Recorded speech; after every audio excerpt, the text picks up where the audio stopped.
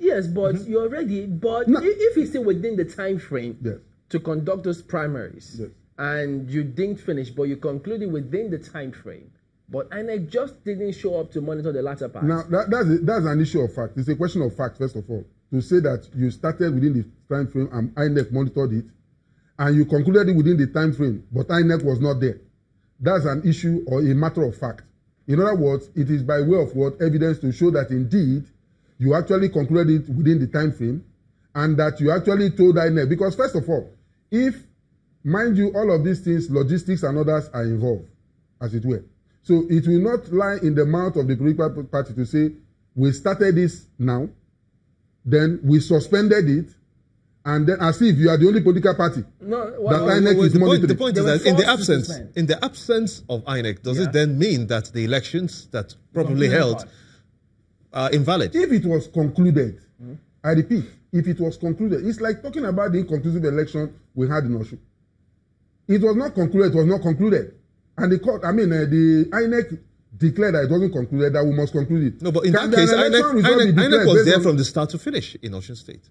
That's what I'm saying. If an election wasn't concluded, can you declare a result in an inconclusive election?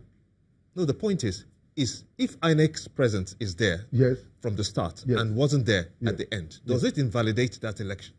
Let me tell you, that's why I'm saying that as a rule, INEC has been given the mandate to monitor the primaries. And the question you ask yourself, what is primaries? Does primaries mean when you do it halfway, and then you leave it, and thereafter because no, it wasn't deliberately leaving it. Unforeseen circumstances, they couldn't conclude. So, but they had to come back and conclude it in order to meet up with the time frame. If you have, when you say unforeseen circumstances, the unforeseen circumstances, who orchestrated it? No, it wasn't orchestrated. It turned that. That's why I said it's a matter of fact. Who orchestrated it? Was it INEC? No, it couldn't have been. So if it wasn't INEC, then who orchestrated it? If it is the political party, must the scene of the political party be visited on all the other political parties on the entire system? No, it's just must the scene of one political party? No, no, that's another scenario. What I'm saying is that if the primaries commenced, and INEC witnessed it, was there when it started, and subsequently he did not stay till they conclude, or rather, not even he didn't stay, because as a rule, once it has commenced, the presumption is that they must conclude. Now, what you are giving, the impression you are giving is that they started, there's what you may call an interregnum in between. There's an unforeseen circumstance that stopped that process that commenced. Now, we don't know how long that interregnum, lasted before they now went ahead to complete the process. That's why I said it's a matter of what? Fact. Because if the so-called interregnum, which we are talking about, was one orchestrated by the party itself, and thereafter the party now said or claimed to say that they concluded the process after that interregnum, it's a matter of fact.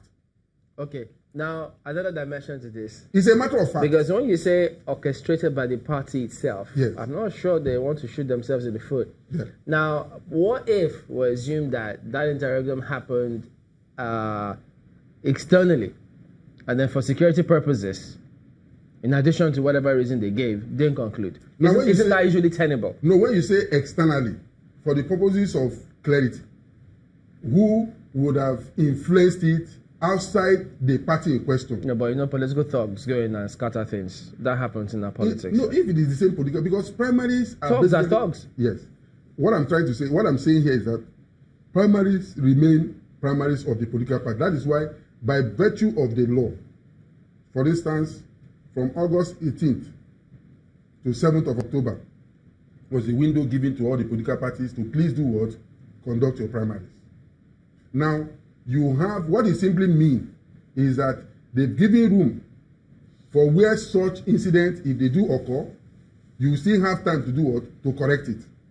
Now, if you now decide to probably start off such, maybe at the twilight of the process, you know what, at the end, towards the end of the process, and that very interregnum or whatever that may talk or whatever influenced it, and it does happen. But they finished before 7th of October. Let me tell you something, sir. The concluding part. Let me tell you something, sir. You know why we are having this issue?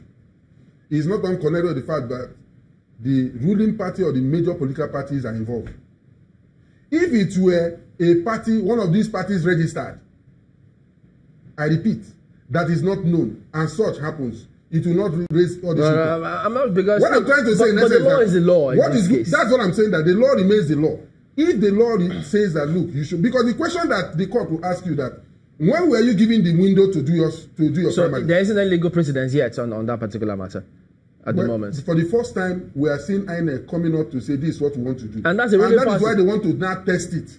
Please go to court and test it. Yes, okay. Concerning the courts, what happens in this situation where we had parallel primaries held in some states? And will they go ahead to submit separate names to INEC? And what's the interpretation? What will the courts do in this situation? Now, when you say go ahead to submit parallel names, let me get what you mean here. In Ogun State, for instance, okay, they had parallel primaries, okay, in which two candidates emerged. Yeah. And they're going ahead to submit these two separate names to INEC as one party. It's not possible. You know why I say it's not possible? Because the political party in question is the one that will do the submission through either the secretary of the national secretary of the party or through the chairman, depending.